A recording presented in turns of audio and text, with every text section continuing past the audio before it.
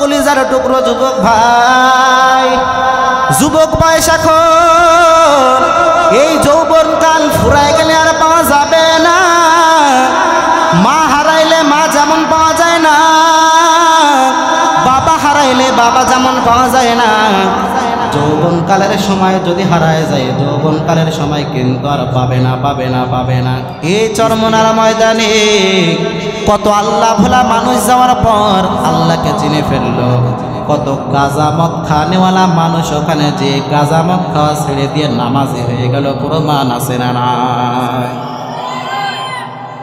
ওই চরমনার ময়দানে কত বেনামাজি যাওয়ার পর, ওই চরমনার ময়দানে একটা দুইটা বয়ান শুনিয়া শুনিয়া তাদের মনটা এমন পরিমাণ নরম হয়ে গেল, জাহান্নামের ভয় তাদের ভেতরে এমন পরিমাণ ঢুকিয়া গেল রে ভাই। ওই আল্লাহর বান্দারা নামাজ ছেড়ে দিতে আর কখনো চায় না, ওই আল্লাহর বান্দারা খারাপ পথে আর থাকতে চায় না, ওই আল্লাহর বান্দারা সুদের ভিতরে আর থাকতে চায় না। কত সুদ করে চরমনার ময়দানে যাওয়ার পর সুদ খাওয়া ছেড়ে দিল, ঘুষ খানেওয়ালা মানুষ চরমনার ময়দানে যাওয়ার পর ওখান থেকে খাস দিলে তওবা করলো, আর জীবনে সুদ খাবো না, ঘুষ খাবো না, আর জীবনে নামাজ একত্র কাজা করবো না।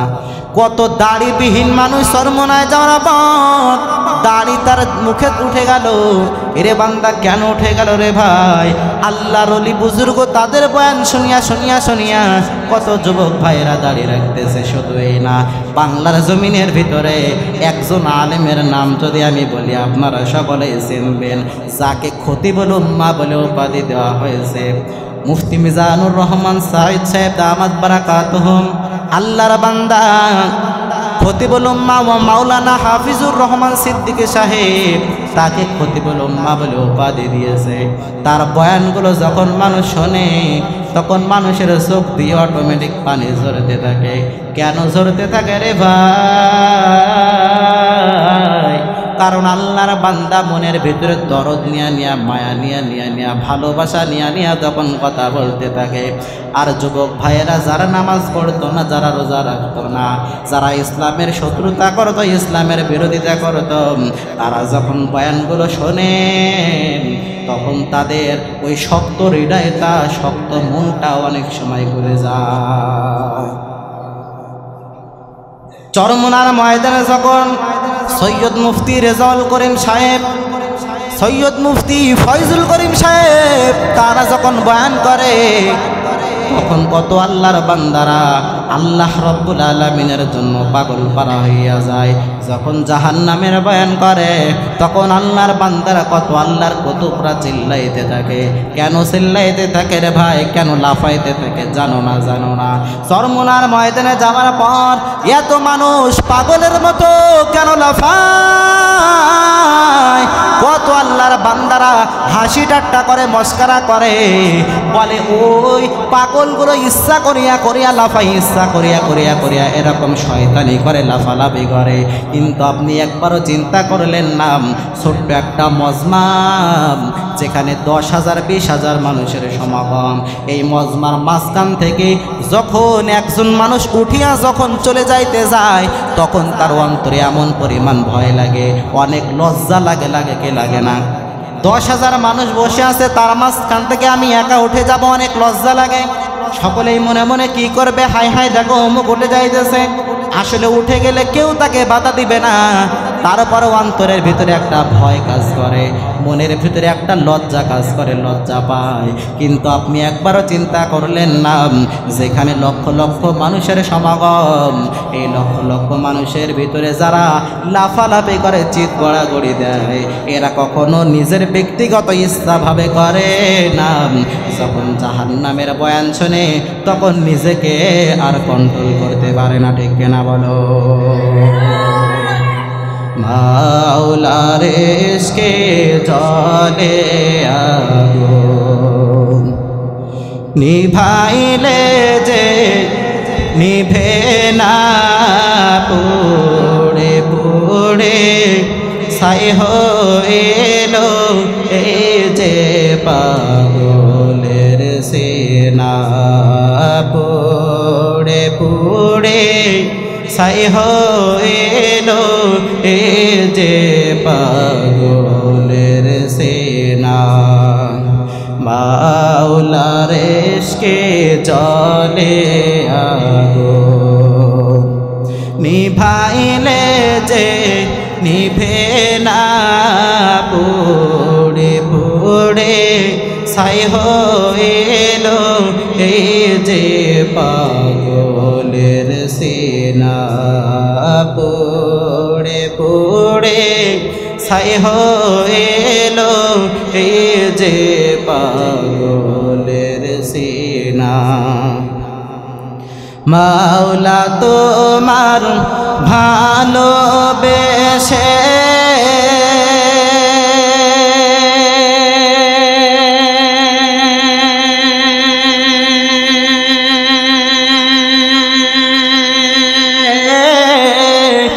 কলিজা পড়ে গন্ধ আসে মাওলা তোমার ভালোবেসে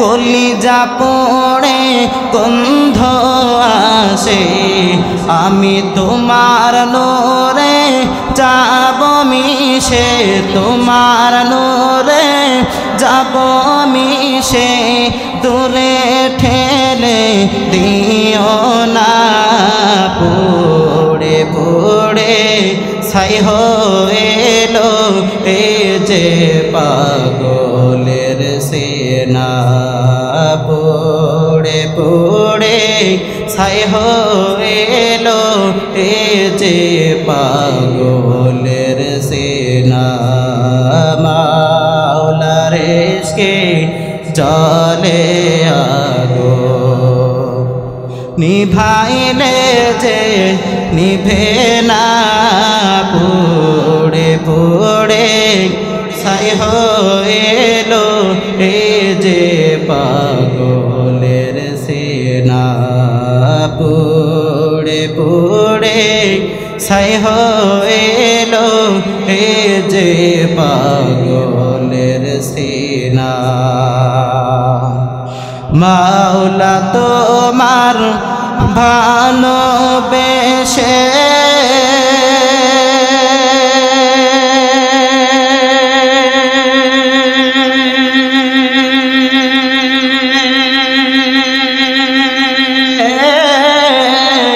কলিজা পড়ে গন্ধ আসে মাওলা তোমার ভালোবেসে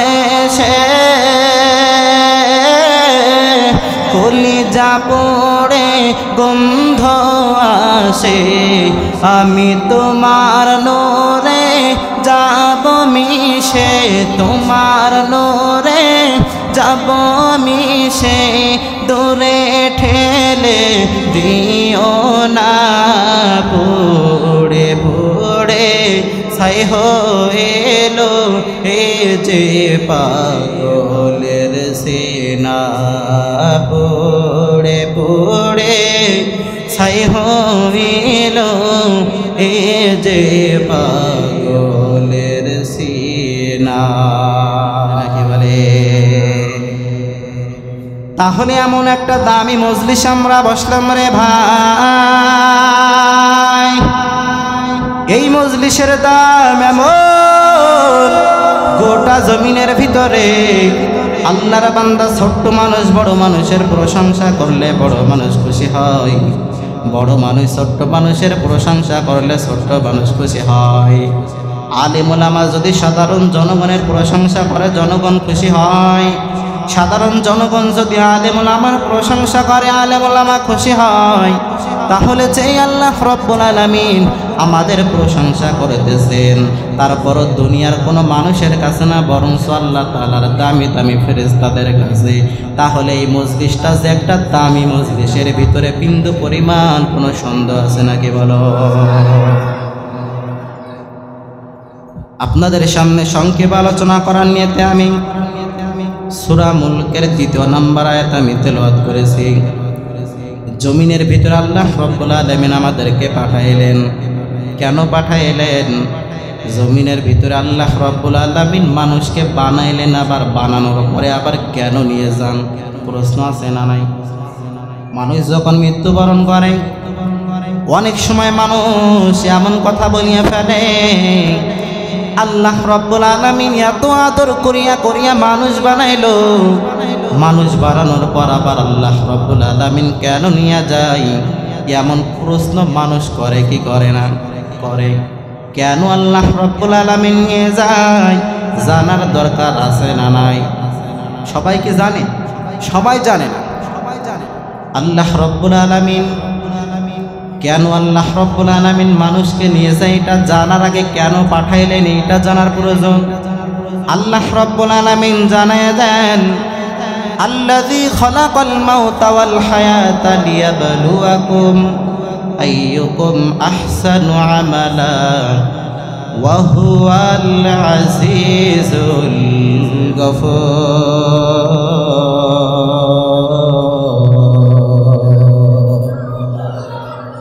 আল্লাহ রব্বুল আলামিন জানায় দেন, আল্লাযী খালাকাল মাউতা, ওই আল্লাহ রব্বুল আলামিন যিনি সৃষ্টি করলেন, খালাকাল মাউতা, মৃত্যুকে যে আল্লাহ রব্বুল আলামিন সৃষ্টি করলেন, ওয়াল হায়াতা, এবং হায়াতকে যে আল্লাহ রব্বুল আলামিন সৃষ্টি করলেন। বলে কেন সৃষ্টি করলেন? বান্দা এখানে প্রশ্নের জবাব আল্লাহ রব্বুল আলামিন পরবর্তীতে দিয়ে দিয়েছেন। লিয়াবলুয়াকুম, আল্লাহ জানায় দেন আমি আল্লাহ রব্বুল আলামিন মানুষের হায়াত মউত হায়াত আমি আল্লাহ সৃষ্টি করলাম লিয়াবলুয়াকুম, আমি আল্লাহ পরীক্ষা করার জন্য। আরো জোরে বলেন, কি করার জন্য? পরীক্ষা করার জন্য। আমি আল্লাহ রব্বুল আলামিন গোটা জমিনের ভিতরে মানুষকে আমি পাঠাইলাম, পাঠানোর পরে আবার আমি আল্লাহ রব্বুল আলামিন জমিন থেকে মানুষকে নিয়ে চলে আসবো। এবার দ্বিতীয় নাম্বার প্রশ্ন, ও দয়ার মালিক, আপনি জমিনের ভিতরে মানুষ পাঠাইলেন, মানুষকে আপনি পরীক্ষা করবেন, ভালো কথা, তবে জমিন থেকে নিয়ে যাইয়া কেন অন্য কোনো মাধ্যমে আপনি পরীক্ষা করতে কি পারতেন না? এমন প্রশ্ন মাঝে মাঝে চলে আসে কিনা? আল্লাহ রব্বুল আলামিন এই জন্যই জানিয়ে দিয়েছেন, আল্লাযী খালাকাল মাউতা, আমি আল্লাহ রব্বুল আলামিন মউত সৃষ্টি করলাম, ওয়াল হায়াত, এবং হায়াতকে সৃষ্টি করলাম, লিয়াবলুয়াকুম, আমি আল্লাহ রব্বুল আলামিন পরীক্ষা করার জন্য। আইয়ুকুম আহসানু আমালা, আমি আল্লাহ রব্বুল আলামিন দেখতে চাই জমিনের ভিতরে কোন আল্লাহর বান্দা, কোন আল্লাহর বান্দিরা আহসানু আমালা, নেক আমল করিয়া আসে। আল্লাহ যে মানুষকে জমিনের ভিতরে পাঠাইছেন সকলেই কি নেক আমল করবে? আরো জোরে বলেন, সকলেই তো নেক আমল করবে না। যদি সকলেই নেক আমল করতো তাহলে পরীক্ষা করার কোনো প্রয়োজন ছিল? কারণ আল্লাহ জেনে যাচ্ছে সকলেই নেক আমল করবে, পরীক্ষা করার কোনো প্রয়োজন ছিল না। কিন্তু যেখানে নেক আমল করার মতো মন মানসিকতা আল্লাহ রব্বুল আলামিন দিয়ে দিলেন, নেক আমল করার মতো ইখতিয়ার দিয়ে দিলেন, ইচ্ছা করলে বান্দা নেক আমল করতে পারো, আবার ইচ্ছা করলে তুমি বদ আমল করতে পারো। তবে নেক আমলকারীর জন্য জান্নাত, আর বদ আমলকারীর জন্য জাহান্নাম। তাহলে আল্লাহ রব্বুল আলামিন কি জানাই দিলেন রে গোলাম? এর ঢাকার মানুষ ভালো করে মনে রাখবে, আল্লাহ রব্বুল আলামিন এই কথাটা মূলত বোঝাইতে চেয়েছেন, আমি আল্লাহ রব্বুল আলামিন মানুষকে জমিনের ভিতরে পাঠাইলাম পরীক্ষা করার জন্য। মানুষের হায়াত দেওয়ার পর মানুষের আমি মাথায় জ্ঞান দিয়ে দিলাম, বুদ্ধি দিয়ে দিলাম, মানুষের বিবেক নামক একটা জিনিস দিয়ে দিলাম, যেই বিবেক দিয়ে মানুষ এইটা পরিপূর্ণভাবে বুঝতে পারবে। এই জমিনের ভিতরে চিরজীবন থাকার জন্য আসি নাই, এই জমিন আমাদের জন্য চিরস্থায়ী না, বরং ক্ষণস্থায়ী। এইটা আল্লাহ রব্বুল আলামিন মানুষের ভিতরে পরিপূর্ণ জ্ঞান দিয়ে দিলেন। তারপরও মানুষ বুঝার পরও মানুষ ভুল করে নাকি সঠিক করে এটা দেখার জন্য আল্লাহ রব্বুল আলামিন মানুষের হায়াত এবং মৌতকে পরিপূর্ণভাবে দিয়ে দিলেন। তাহলে কি বুঝাইতে চাইলাম? আল্লাহ রব্বুল আলামিন দেখতে চায় কারা নেক আমল করে, কারা বদ আমল করে। এবার 10 বছর, 50 বছর, 60, 70 বছর হায়াত দেওয়ার পর আল্লাহ রব্বুল আলামিন এ জমিন থেকে যখন মানুষকে নিয়ে যায়, আল্লাহ রব্বুল আলামিন জমিনের ভিতরে মানুষকে পাঠানোর পূর্বেই কার কোথায় মৃত্যু হবে এটা পরিপূর্ণভাবে লিখে রেখেছে।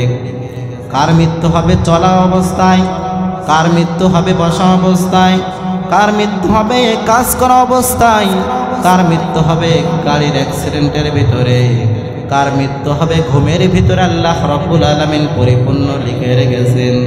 যার যেখানে লেখা রয়েছে ঠিক সেখানেই মৃত্যু হইবে। এর আল্লাহর বান্দা, আল্লাহ রব্বুল আলামিন জানায় দেন, আজরাইল যখন তোমার কাছে চলে আসবে 1 সেকেন্ড পরও বান্দা তোমার জান কবজ করবে না, আবার 1 সেকেন্ড পরও তোমার জান কবজ করবে না। লা ইস্তাখিরুনা সাআতাও ওয়া লা ইস্তাকদিমুন। লা ইস্তাখিরুনা, বান্দা 1 সেকেন্ড পরও তোমার জান কবজ করবে না। ওয়া লা ইস্তাকদিমুন, আবার 1 সেকেন্ড আগেও তোমার জান কবজ করবে না। কারণ আল্লাহ রব্বুল আলামিন জানিয়ে দিয়েছেন, রে গোলাম, আমি আল্লাহ রব্বুল আলামিন সকলের হায়াত এবং মৌত দেওয়ার মাধ্যমে আমি আল্লাহ পরীক্ষা করব। কি করব বলেন? আরো জোরে বলেন। মানুষের হায়াত এবং মৌতের মাধ্যমে আল্লাহ রব্বুল আলামিন পরীক্ষা করবেন। লিয়াবলুয়াকুম, পরীক্ষা করবেন। আল্লাহ রব্বুল আলামিন জানিয়ে দিলেন, এরে গোলামের দল, আল্লাহ রব্বুল আলামিন অন্য আয়াতের ভিতরে জানায় দেন আপনাদের সকলের পরিচিত আয়াত। আল্লাহ রব্বুল আলামিন বলতেছেন, কুল্লু নাফসিন যায়িকাতুল মাউত ওয়া ইন্নামা তুওয়াফাউনা উজুরাকুম ইয়াওমাল কিয়ামাহ। আল্লাহ রব্বুল আলামিন কি জানাই দিলেন? কুল্লু নাফসিন, প্রতিটা নফসকে, যায়িকাতুল মাউত, মৃত্যুবরণ করাই লাগবে, মৃত্যুবরণ করাই লাগবে। তাহলে মৃত্যুবরণ করার পরে কি হইবে? ওয়া ইন্নামা তুওয়াফাউনা উজুরাকুম ইয়াওমাল কিয়ামাহ। এরে আল্লাহর গোলামের দল, আল্লাহ রব্বুল আলামিন কিয়ামতের মাঠে তোমার আমল নামার ফলাফলগুলো দিতে থাকবে। ওয়া ইন্নামা তুওয়াফাউনা উজুরাকুম ইয়াওমাল কিয়ামাহ। যে যেমন কর্ম করেছো তোমাদের কর্ম অনুপাদে তোমাদের ফল আল্লাহ রব্বুল আলামিন দেবে। যে যেমন কর্ম করবা সে তেমন ফল পাইবা। যারা নেক আমল করবে তাদের কর্মের ফলটাও হবে অনেক ভালো, যারা নেক আমল করতে পারবে না তাদের কর্মের ফলটা হবে অনেক খারাপ। কিন্তু আল্লাহর বান্দা আজরাইল নামক ফেরেশতা আল্লাহ রব্বুল আলামিন তাকে নিয়োজিত করে রাখলেন এই মানুষের জান কবজ করার জন্য, জান কবজ করার জন্য। ওই আজরাইল যখন আপনার আমার নিকট চলে আসবে তখন আপনার আত্মীয় স্বজন আপনার পর হইয়া যাইবে, আপনার আপনজন আপনার পর হইয়া যাইবে। আজরাইল যখন আপনার কাছে চলে আসবে তখন আপনার নাম ধরে আর কেউ ডাকবে না, আপনার নাম ধরে আর কেউ আপনাকে ডাকবে না, বরঞ্চ তখন আপনার নাম হয়ে যাবে লাশ। মরে গেলে যখন আমি হয়ে যাব লাশ,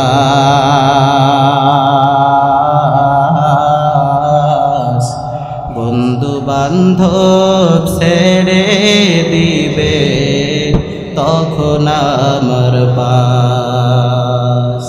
মরে গেলে যখন আমি হয়ে যাব লাশ,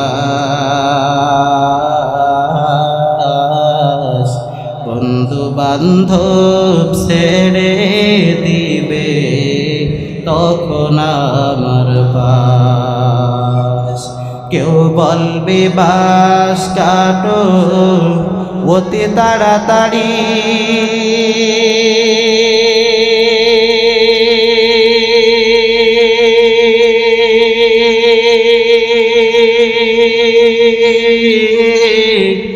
কেউ বলবে মাটি দিয়ে যাব কখন বাড়ি, কেউ বলবে বাঁশ কাটো অতি তাড়াতাড়ি,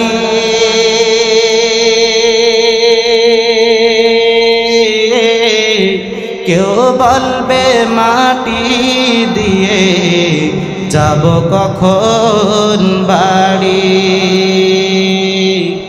আজ আমি জীবিত বলে সবাই আমার আপন, মরণকালে সঙ্গী হবে শুধুই সাদা কাফন, মরণকালে সঙ্গী হবে শুধুই সাদা কাফন। মরে গেলে যখন আমি হয়ে যাব লাশ, বন্ধু বান্ধব ছেড়ে দিবে তখন আমার পাশ, বন্ধু বান্ধব ছেড়ে দিবে তখন আমার পাশ। ঠিক কিনা বলেন? তাহলে ওই মউত নামক জিনিস যখন আমাদের সামনে আসবে, আল্লাহ রাব্বুল আলামিন আজরাইল তাকে মানুষের জান কবজ করার জন্য নিয়োজিত করে রাখলেন। সমস্ত প্রাণীর জান কবজ করার জন্য আজরাইলকে আল্লাহ রাব্বুল আলামিন নিয়োজিত করে রাখলেন।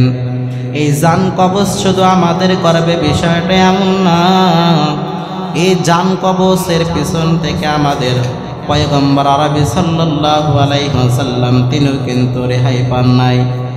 আমাদের জান যেমন কবজ হয়, আমাদের জান যেমন আজরাইল কবজ করে, মদিনার পয়গম্বর তার জান কবজ করেছিল, তবে আমাদের মতো না।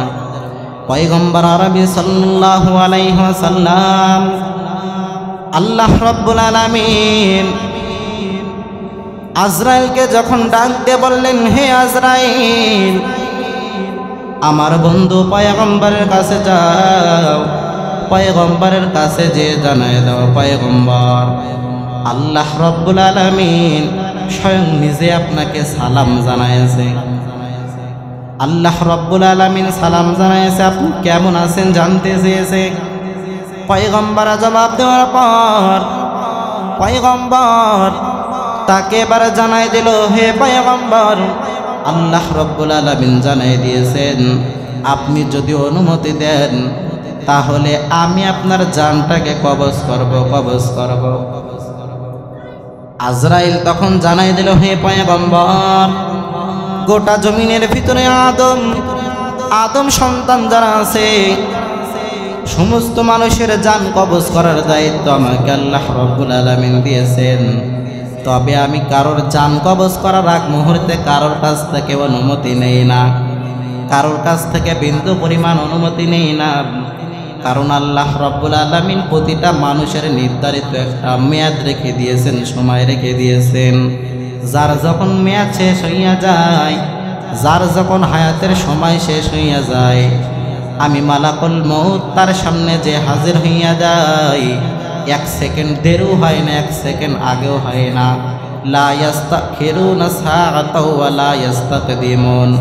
তার জানটা কবজ করতে আমার এক সেকেন্ড বেশি সময় লাগে না, আবার এক সেকেন্ড আগেও না, পরেও না, বরঞ্চ যার যেখানে মউত লেখা আছে সেখানেই তার মউতটা পরিপূর্ণভাবে হইয়া যায়। কিন্তু আল্লাহ রাব্বুল আলামিন আপনি তার কাছে অনেক দামি এবং আমাদের কাছে অনেক দামি, যার কারণে আল্লাহ রাব্বুল আলামিন আপনার জান কবজ করার আগ মুহূর্তে আপনার কাছ থেকে পারমিশন চেয়েছেন। আপনি যদি পারমিশন দেন তাহলে আপনার জান আমি কবজ করব। পয়গম্বর জানিয়ে দেন, আমি যদি পারমিশন না দিই তখন কি হবে বলো। পয়গম্বরকে তখন আজরাইল জানিয়ে দেয়, আপনি যদি পারমিশন না দেন তাহলে আপনার জান কবজ করার মতো বিন্দু পরিমাণ অধিকার আমার নাই, ক্ষমতা আমার নাই। পয়গম্বর জানাই দিল, হে আজরাইল, আয়না আখি জিব্রাইল আমার জিব্রাইল ভাই কয়। আজরাইল জানাই দিল হে পয়গম্বর জিব্রাইল ফিস সামাওয়াতি ওয়াল উলা, জিব্রাইল সে তো আসমানে রয়েছে। পয়গম্বর জানাই দিল জিব্রাইলকে আমার সাথে দেখা করতে বলো, পয়গম্বর ডাকতেছে।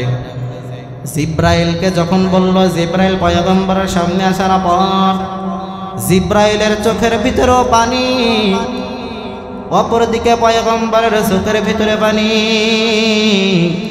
দুইজনের চোখে পানি টলমল করতেছে। জিব্রাইল আমিন পয়গম্বরকে প্রশ্ন করলো, হে পয়গম্বর আপনি কেন কান্না করতেছেন, কেন কান্না করতেছেন জানায় দেন। পয়গম্বর জিব্রাইলকে জানাই দিল, হে জিব্রাইল ভাই আমি মোহাম্মদ তো কান্না করতেছি একটা কারণে, তবে তুমি কেন কান্না করতেছো জানায় দাও। জিব্রাইল জানাই দিল, হে পয়গম্বর আমি শুনেছি আপনার জান নাকি কবজ করার জন্য পারমিশন চেয়েছে। আপনি যদি পারমিশন দিয়ে দেন তাহলে আপনার জানটা তো কবজ করে নিয়ে যাবে আজরাইল। তবে আপনার সাথে আমার এত সম্পর্ক, এত মায়া, এত মহব্বত, আপনি যদি জমিন থেকে চলে যান তবে আপনার সাথে আর দেখা সাক্ষাৎ করা হবে না। আপনি পয়গম্বরের জন্য আমি এমন পাগল, আপনার জন্য আমি এমন পাগল, আপনার সাথে আমার যে সম্পর্ক এই সম্পর্ক অন্য কোনো নবীদের সাথে হয় নাই। অন্য কোনো নবীদের কাছে আমি তো ওহী নিয়ে গিয়েছি, আপনার কাছে আমি ওহী নিয়ে এসেছি, তবে আপনার কাছে আমি যতবার ওহী নিয়ে এসেছি অন্য কোনো নবীদের কাছে এতবার ওহী নিয়ে যাই না। আল্লাহ রাব্বুল আলামিন অন্য কোনো নবীদের এমন সম্মান দেয় নাই যেই সম্মান দিয়েছেন পয়গম্বর আরবি সাল্লাল্লাহু আলাইহি ওয়াসাল্লাম, তাকে যে পরিমাণ ইজ্জত দিয়েছেন, সম্মান দিয়েছেন, এই পরিমাণ ইজ্জত সম্মান আল্লাহ অন্য কোনো নবীকে দিয়েছে নাকি? আল্লাহ রাব্বুল আলামিন জানায় দেন, এরে গোলাম গোটা জমিনের ভিতরে আমি অন্য কোন নবীদের ইজ্জতের সার্টিফিকেট দেয় নাই, অন্য কোন নবীদের চরিত্রের সার্টিফিকেট আমি আল্লাহ দেন নাই। আমার আল্লাহ রাব্বুল আলামিন অন্য কোন নবীদের ইজ্জতের সার্টিফিকেটও দেয় নাই, চরিত্রের সার্টিফিকেটও দেয় নাই। কিন্তু আল্লাহ রাব্বুল আলামিন আমাদের মদিনার পয়গম্বরের তার চরিত্রের সার্টিফিকেট দিয়েছেন, কারণ এই নবীর দাম এমন বেশি। আল্লাহ রাব্বুল আলামিন জানায় দেন, ওয়া ইন্নাকা লা আলা খুলুকিন আযীম।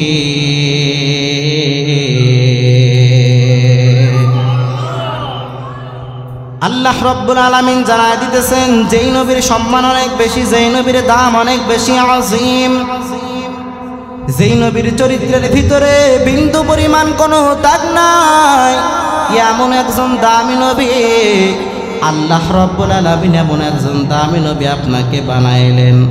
আপনি নবীকে আমি অনেক মহব্বত করি, তবে আপনি আল্লাহ রাব্বুল আলামিনের মুলাকাতে চলে যাবেন, আমি আপনার সাথে আর দেখা করতে পারবো না। এই জন্য আমি জিব্রাইল কান্না করতেছি, এই জন্য আমি কান্না করতেছি। মদিনার পয়গম্বরকে এবার জিব্রাইল প্রশ্ন করলো, পয়গম্বর আমি কান্না করতেছি আপনার সাথে মোলাকাত করার জন্য, আপনার সাথে আর মোলাকাত করতে পারবো না। অন্য কোন নবীদের সাথে আমার এত সম্পর্ক না যে সম্পর্ক আপনার সাথে, কারণ আদম নবীর কাছে এত দামি একজন নবী। আদম নবী মানব রূপের প্রথম মানুষ, মানব জাতির প্রথম মানুষ, তারপরও তার কাছে আমি এতবার ওহী নিয়ে যাই না যতবার ওহী নিয়ে এসেছি আপনার কাছে। মুসা আলাইহিস সালাম, মুসা নবী, আল্লাহ রাব্বুল আলামিনের সাথে এত সম্পর্ক, ওই তুর পাহাড়ে যাওয়ার পর আল্লাহ রাব্বুল আলামিনের সাথে মুসা পয়গম্বর এত কথোপকথন বলতেন, এত কথোপকথন তারা করতেন বলতেন, তারপর ওই মুসা নবীর কাছে এতবার আমি ওহী নিয়ে যাই নাই। আপনি পয়গম্বরের কাছে আমি যতবার ওহী নিয়ে এসেছি অন্য কোন নবীদের কাছে আমি এতবার ওহী নিয়ে যাই নাই, কারণ আমি জিব্রাইল কোন নবীর কাছে 10-12 ওহী নিয়ে গিয়েছি, কোন নবীর কাছে আমি 12 ওহী নিয়ে গিয়েছি, কোন নবীর কাছে 100 বার, 200 বার, 500 বার, 1000 বার, কোন নবীর কাছে আমি 2000, 3000 বার ওহী নিয়ে গিয়েছি। কিন্তু আপনি পয়গম্বরের কাছে আমি জিব্রাইল 5000 বার না, 10,000 বার না, 15,000 বার না, আমি 24,000 বার আপনার কাছে ওহী নিয়ে এসেছি। তাহলে আপনার সাথে আমার এত সুন্দর সম্পর্ক, আপনি চলে যাবেন রবের মুলাকাতে, আপনি চলে যাবেন, আপনার সাথে আমি আর সাক্ষাৎ করতে পারবো না। এই জন্য আমি কান্না করতেছি। মদিনার পয়গম্বর জানায় দেন, হে জিব্রাইল চিন্তা করিও না, বিন্দু পরিমাণও টেনশন করিও না। মুসা আলাইহিস সালাম, মুসা নবী আল্লাহ রাব্বুল আলামিনের সাথে যখন কথা বলতেন, মুসা নবী ছিল একটু রসিকতা মানুষ, যার কারণে গোটা জমিনের ভিতরে মানুষের কিছু প্রশ্ন মুসা পয়গম্বর আল্লাহ রাব্বুল আলামিনকে করতেন। একদিন হঠাৎ মুসা পয়গম্বর আল্লাহ রাব্বুল আলামিনকে প্রশ্ন করে বসলেন। ও দয়ার আল্লাহ, আল্লাহ রাব্বুল আলামিনকে বললেন, ও দয়ার মালিক, জমিনের ভিতরে আপনি মানুষকে পাঠানোর পর আবার মানুষের আপনি কেন মৃত্যু দেন, কেন নিয়ে যান? আমার আলোচনার শুরুর অংশে আবার কিন্তু চলে এসেছি, মনোযোগ আছে তো? মুসা পয়গম্বর আল্লাহ রাব্বুল আলামিনকে প্রশ্ন করলেন, আল্লাহ, মানুষকে আপনি জমিনের ভিতরে পাঠানোর পর মানুষকে আবার আপনি কেন নিয়ে চলে যান? মুসা পয়গম্বরকে আল্লাহ রাব্বুল আলামিন জানায় দিলেন, হে মুসা নবী শোনো, এই জবাবটা শুধু তুমি মুসা নবীর না, বরং তোমার উম্মত যারা আছে তাদের ভিতরে অনেকের এই প্রশ্ন আছে। শুধু তোমার উম্মতদের প্রশ্ন থাকবে, তোমার প্রশ্ন থাকবে বিষয়টা এমন না, বরং তোমার পরে যত উম্মত আসবে, যত নবী আসবে, ওই নবী বা তাদের উম্মতদের এই প্রশ্ন থাকতে পারে।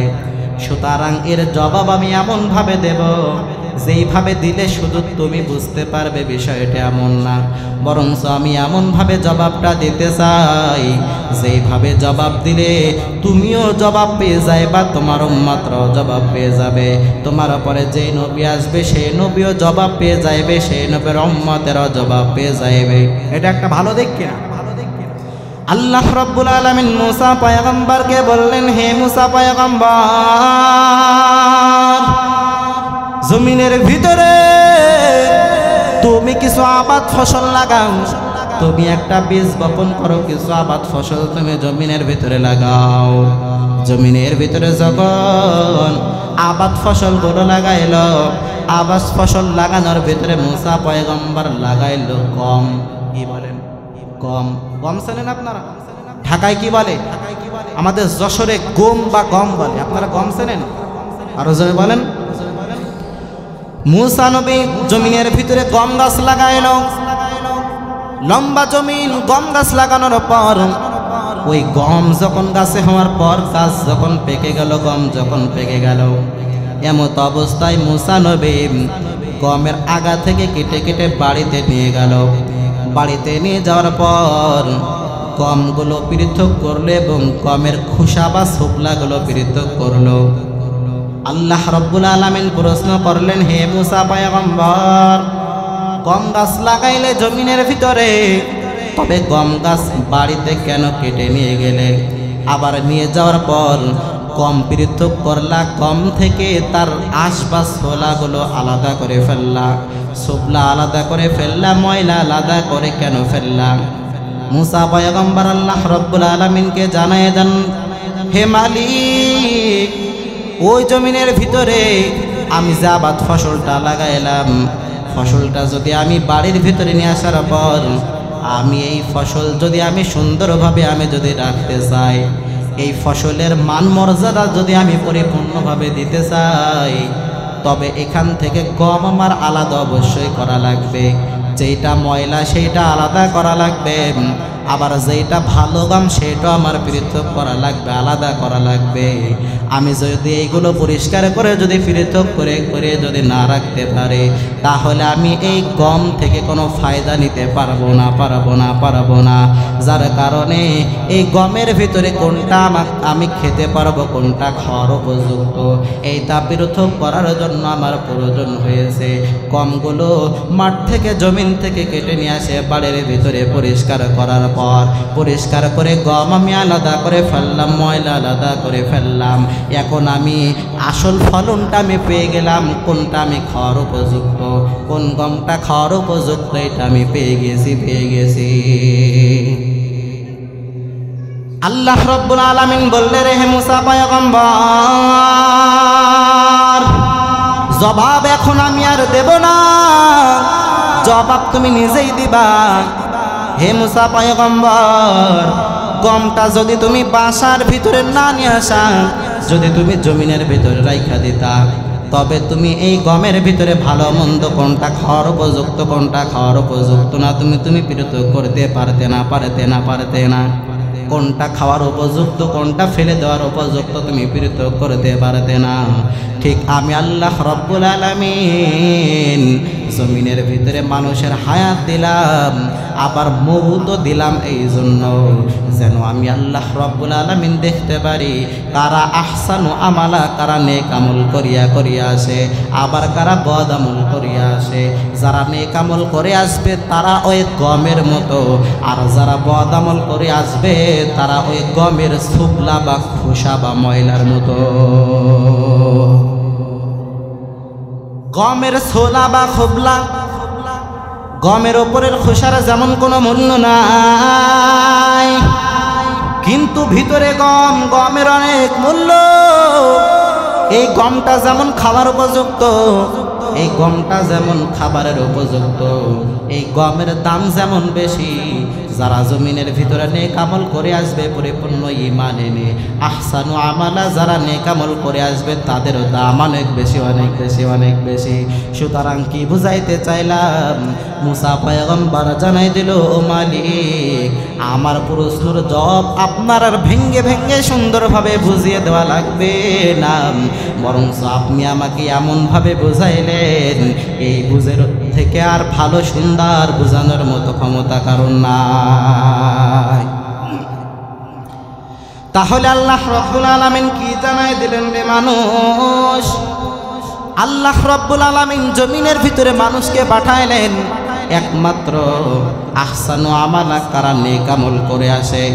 আল্লাহ রাব্বুল আলামিন অন্য আয়াতের ভিতরে জানাই দিয়েছেন, সূরা বাকারার 155 নম্বর আয়াতের ভিতরে আল্লাহ রাব্বুল আলামিন জানাই দিয়েছেন, ওয়ালানাবলুওয়ান্নাকুম বিশাইইম মিনাল খাউফি ওয়াল জু'i ওয়া নাকসিম মিনাল আমওয়ালি ওয়াল আনফুসি ওয়াস সামারাত ওয়া বাশশিরিস সাবিরিন।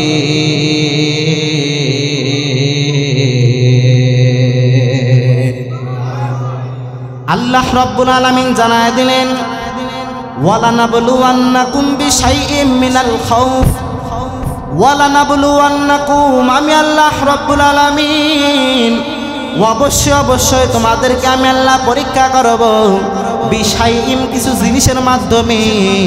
জিনিসটা হলো 6টা জিনিস। কয়টা? আরো জোরে বলেন। বিশাইইম, কিছু জিনিসের মাধ্যমে আমি আল্লাহ রাব্বুল আলামিন তোমাদেরকে পরীক্ষা করব।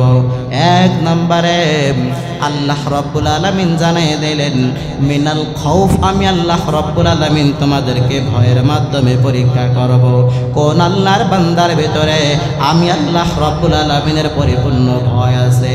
কোন আল্লাহর বান্দা বান্দির ভিতরে আমি আল্লাহ রাব্বুল আলামিনের জাহান্নামের ভয় পরিপূর্ণ আছে? যার ভিতরে আল্লাহর ভয় থাকবে তার মতো দামি মানুষ জমিনের দ্বিতীয় কেউ না।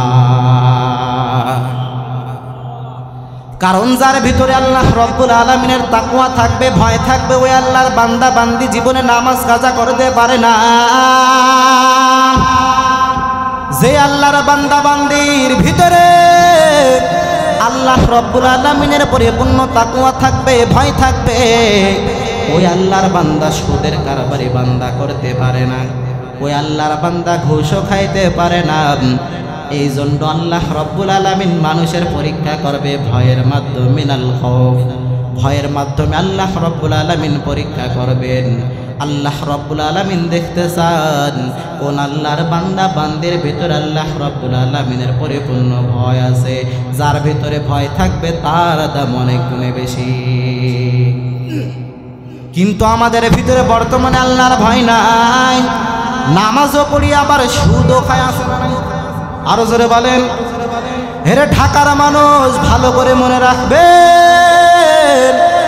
আমাদের যশোরও এমন মানুষ আছে যারা 5 ওয়াক্ত নামাজ পড়ে আবার সুদের ভিতরে লিপ্ত, যারা 5 ওয়াক্ত নামাজ পড়ে আবার মানুষের অন্যায়ভাবে মানুষের উপরে জুলুম করে, নির্যাতন করে, আছে না নাই?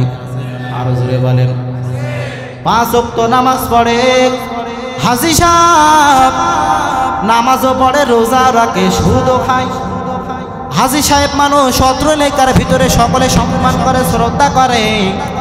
হাজী সাহেব মানুষ রাস্তায় যদি 10 টাকা পড়ে পায়, 20 টাকা পড়ে পাই, তাহলে কখনো পকেটে পড়ে না, বরঞ্চ মসজিদ মাদ্রাসায় দিয়ে দেয়। এমন হাজী সাহেব নামাজি আল্লাহর বান্দা আছে না নাই? আরো জোরে বলেন।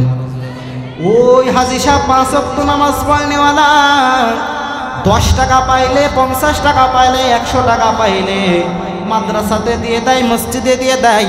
কিন্তু হঠাৎ করে যখন একদিন 10,000 টাকার একটা বান্ডিল পেয়ে গেল, ওই দিন আর মসজিদও দেয় না, মাদ্রাসাও দেয় না, বরঞ্চ নিজের পকেটে ঢোকায়, আছে না না?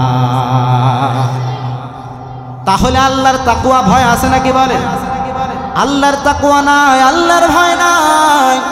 আল্লাহর ভয় যদি আল্লাহর বান্দার ভিতরে থাকতো, তাহলে 10,000 টাকার বান্ডিল কেন, 10 কোটি টাকার বান্ডিল পাওয়ার পরেও কখনো পকেটে ঢুকাইতো না। আরো জোরে বলে। এই জন্য 1 নম্বরে আল্লাহ রব্বুল আলামিন মানুষের ভয় দিয়ে পরীক্ষা করবেন, মিনাল খৌফ। তাকওয়াবান মানুষের অনেক দাম, কারণ যার ভিতরে তাকওয়া থাকবে ওই আল্লাহর বান্দা বান্দি জীবনে নামাজ ছাড়তে পারবে না, হারাম খাইতে পারবে না, কোন হারাম কর্মের ভিতরে বান্দা লিপিবদ্ধ হইতে পারবে না। এই জন্য তাকওয়া আমাদের ভিতরে থাকার দরকার আছে না?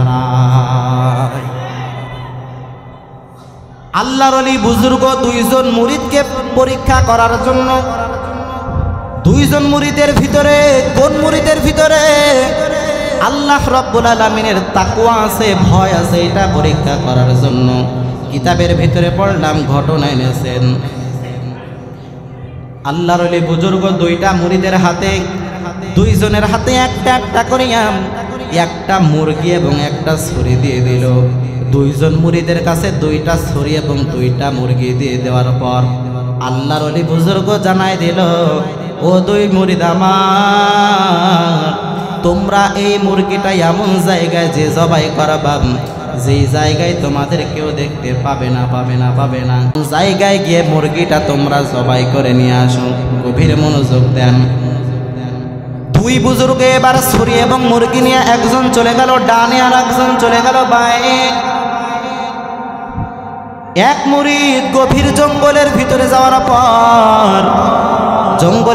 যাওয়ার পর, দেখতেছে এখানে আমার ভাইও দেখে না, আমার বোন দেখে না, এখানে আমার বাবাও দেখে না, মাও দেখে না, কোনো আত্মীয় স্বজন, ভাই বিরাদার, বন্ধু বান্ধব কেউ দেখে না। সুতরাং ওই জায়গার ভিতরে গোপনে গোপনে মুরগিটা জবাই করে ফেললো। যেই আল্লাহর বান্দা ডানে গিয়েছিল, ওই আল্লাহর বান্দা মুরগিটা যেখানেই নিয়ে জবাই করতে যায়, 4 দেওয়ালের মাঝখানে যে জবাই করতে গিয়েছে, জবাই করার সময় তার মনে মনে এমন চিন্তা ভাবনা, কল্পনা জল্পনা চলে আসলো, যদিও আমার ভাই দেখতেছে না, আমার বোন দেখতেছে না, আমার মা দেখতেছে না, তবে একজন দেখতেছে, জোরে চিল্লায় বলো তার নাম। দুনিয়ার কোনো ভাইও দেখতেছে না, বন্ধু বান্ধব কেউ দেখতেছে না, কিন্তু আমার আল্লাহ 4 দেওয়ালের মাঝখান থেকে আল্লাহর বান্দা যখন গভীর জঙ্গলের ভিতরে যাওয়ার পর,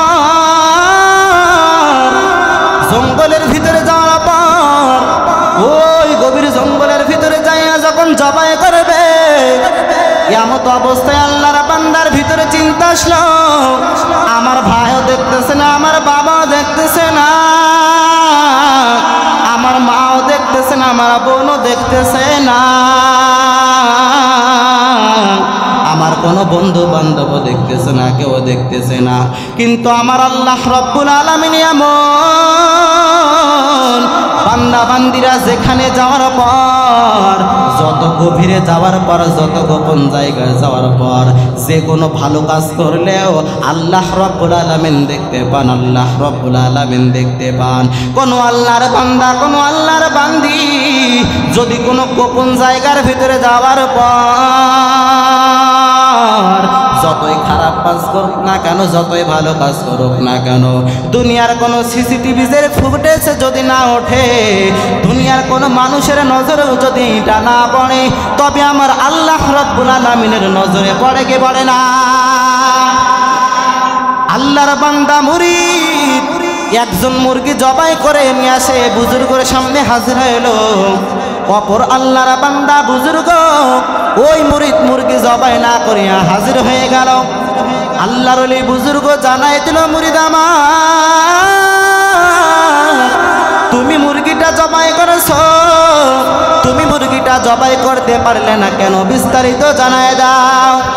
যে আল্লাহর বান্দা বুজুর্গ মুরগিটা জবাই করলো, আল্লাহর বান্দা জানায় দিল, ও বুজুর্গ, আমি এমন জায়গার ভেতরে যাওয়ার পর মুরগিটা জবাই করে ফেললাম, সেই জায়গার ভিতরে আশেপাশে কেউ দেখলো না, কেউ দেখলো না, কেউ দেখলো না। যে আল্লাহর বান্দা মুরিদ মুরগিটা জবাই না করে নিয়ে চলে আসলো, আল্লাহর বান্দাকে জিগাইলো, মুরিদ আমার, তুমি কেন মুরগিটা জবাই করতে পারলা না, কেন পারলা না? ওই আল্লাহর ওলি বুজুর্গকে জানাই দিল, বুজুর্গ, এই জমিনের ভিতরে আমি যেই জায়গার ভিতরে যাওয়ার পর, সেখানে গিয়ে আমি মুরগিটা জবাই করতে গিয়েছি, দুনিয়ার কেউ দেখতেছে না, তবে আমার অন্তরে বড় সাক্ষী দিতেছে, আমার অন্তরে এমন চিন্তা কল্পনা জল্পনা হইতেছে, দুনিয়ার যদি কেউ না দেখতেছে, তবে একজন দেখতেছে, জোরে বড় ঢাকার মানুষ, তিনি কে? এরে ঢাকার মানুষ, কি বুঝাইতে চাইলাম? জমিনের ভিতরে আপনি যদি নেক আমল করেন, এইটা দেখে আমার আল্লাহ, যদি বদ আমল করেন, এইটাও দেখে আমার আল্লাহ। সুতরাং নেক আমলকারীর জন্য আল্লাহ রব্বুল আলামিন রেখে দিলেন জান্নাত, আর যে আল্লাহর বান্দা বান্দি বদ আমল করবে, তাদের জন্য আমার আল্লাহ রব্বুল আলামিন রেখে দিলেন জাহান্নাম।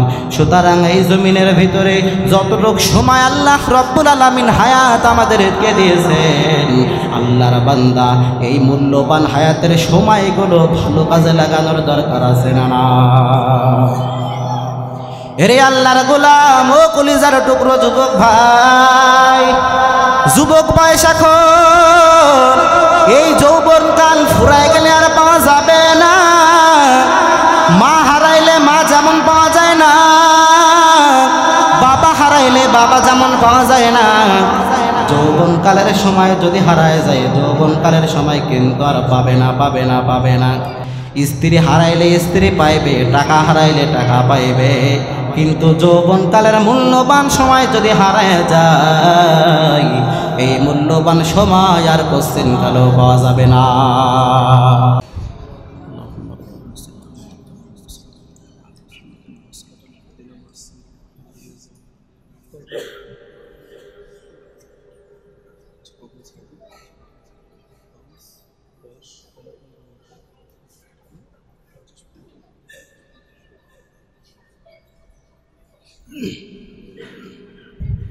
সকলে বলেন আলহামদুলিল্লাহ। তাহলে যেই কথা বলতেছিলাম, আল্লাহ রাব্বুল আলামিন পবিত্র কালামুল মাজিদের ভিতরে বলেছেন, কুল্লু নাফসিন যায়িকাতুল মাউত,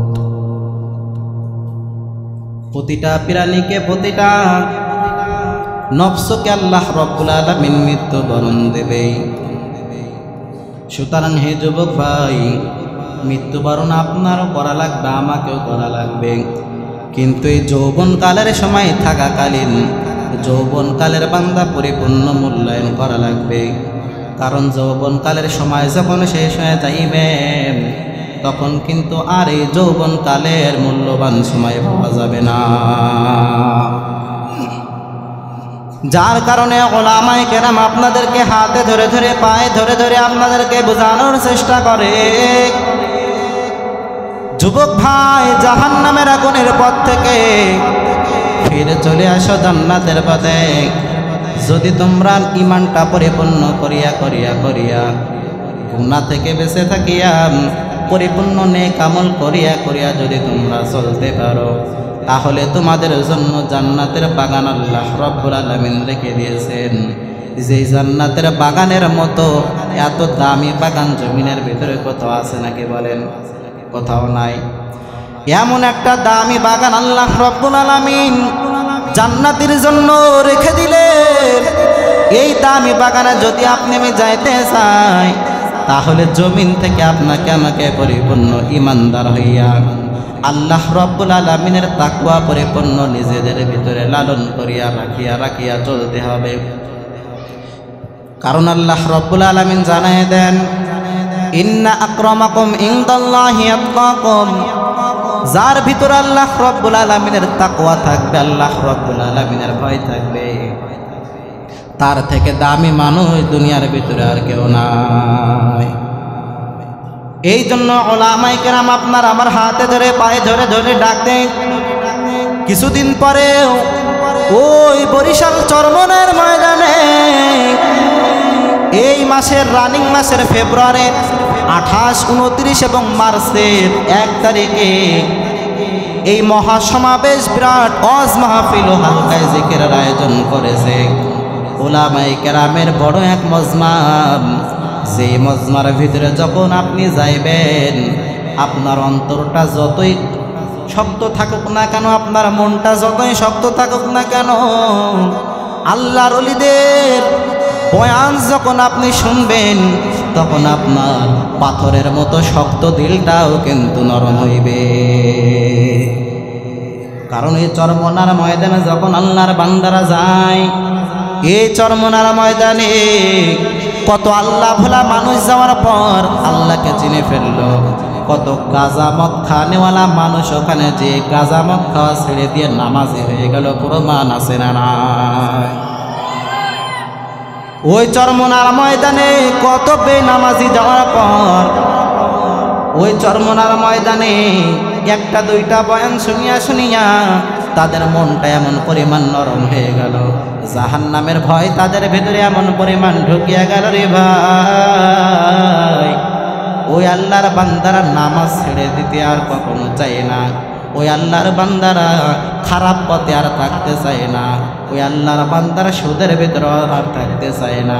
কত সুদ করে চরমনার ময়দানে যাওয়ার পর সুদ খাওয়া ছেড়ে দিল, ঘুষ খানেওয়ালা মানুষ চরমনার ময়দানে যাওয়ার পর ওখান থেকে খাস দিলে তওবা করলো, আর জীবনে সুদ খাবো না, ঘুষ খাবো না, আর জীবনে নামাজ একত্র কাজা করবো না। কত দাড়িবিহীন মানুষ চরমনায় যাওয়ার পর দাড়ি তার মুখে উঠে গেল। এরে বান্দা কেন উঠে গেল রে ভাই? আল্লাহর ওলি বুজুর্গ তাদের বয়ান শুনিয়া শুনিয়া শুনিয়া কত যুবক ভাইয়েরা দাড়ি রাখতেছে। শুধু এই না, বাংলার জমিনের ভিতরে একজন আলেমের নাম যদি আমি বলি, আপনারা সকলেই চিনবেন, যাকে খতিবুল উম্মাহ বলে উপাধি দেওয়া হয়েছে। মুফতি মিজানুর রহমান সাঈদ সাহেব দামাত বারাকাতুহুম, আল্লাহর বান্দা খতিবুল উম্মাহ ও মাওলানা হাফিজুর রহমান সিদ্দিকী সাহেব তাকে খতিবুল উম্মাহ বলে উপাধি দিয়েছে। তার বয়ানগুলো যখন মানুষ শোনে, তখন মানুষের চোখ দিয়ে অটোমেটিক পানি ঝরতে থাকে। কেন ঝরতে থাকে রে ভাই?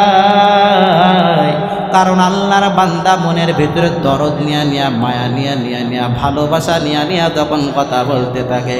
আর যুবক ভাইয়েরা যারা নামাজ পড়তো না, যারা রোজা রাখতো না, যারা ইসলামের শত্রুতা করতো, ইসলামের বিরোধিতা করতো, তারা যখন বয়ানগুলো শোনেন, তখন তাদের ওই শক্ত হৃদয়টা, শক্ত মনটা অনেক সময় ঘুরে যায়।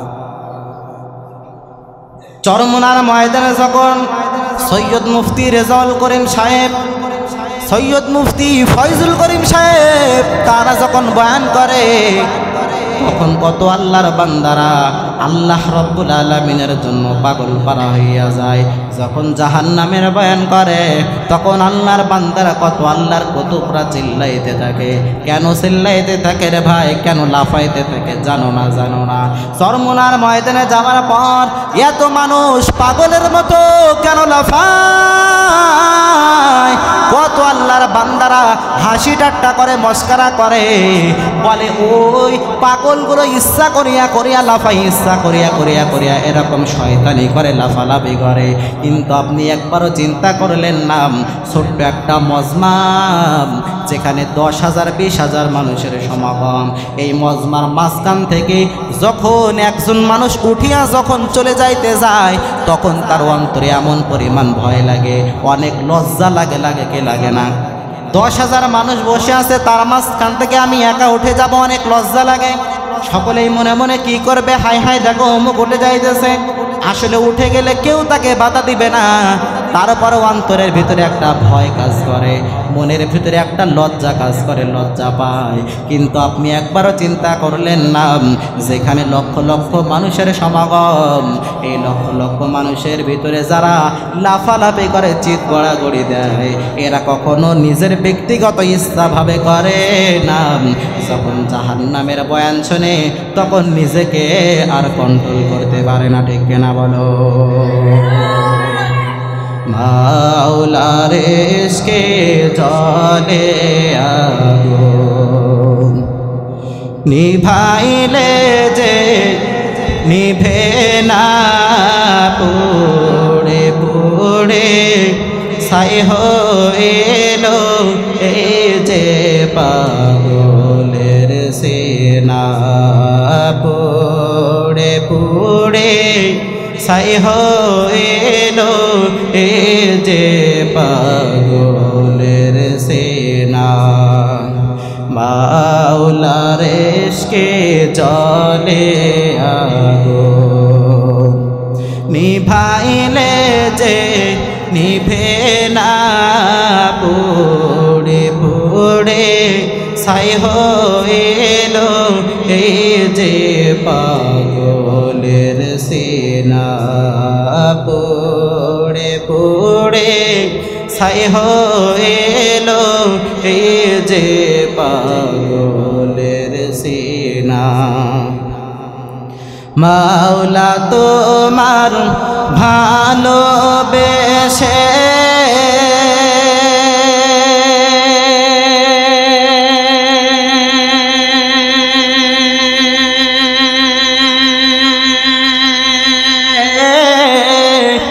কলিজা পড়ে গন্ধ আসে, মাওলা তোমার ভালোবেসে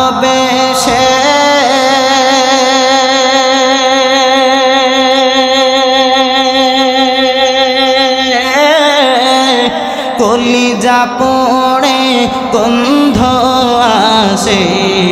আমি তোমার নূরে যাব মিশে, তোমার নূরে যাব মিশে, দূরে ঠেলে দিও না, পুড়ে পুড়ে ছাই হইলো এই যে পাগলের সেনা, পুড়ে পুড়ে ছাই হইলো এই যে পাগলের সেনা।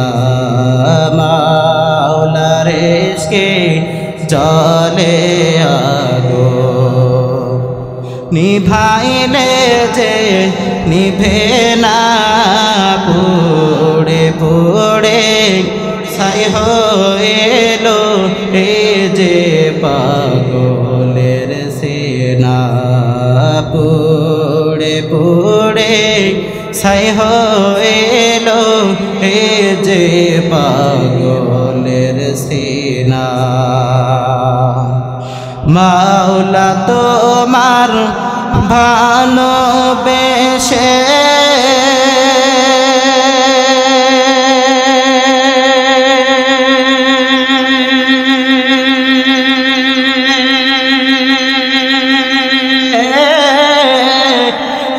কলিজা পোড়ে গন্ধ আসে মাওলা তোমার ভালোবেসে কলিজা পোড়ে গন্ধ আসে আমি তোমার নূরে যাব মিশে তোমার নূরে যাব মিশে দূরে ঠেলে দিও না পোড়ে পোড়ে ছাই হইলো এ যে পাগলের সিনা পোড়ে পোড়ে ছাই হইলো এ যে পাগলের সিনা।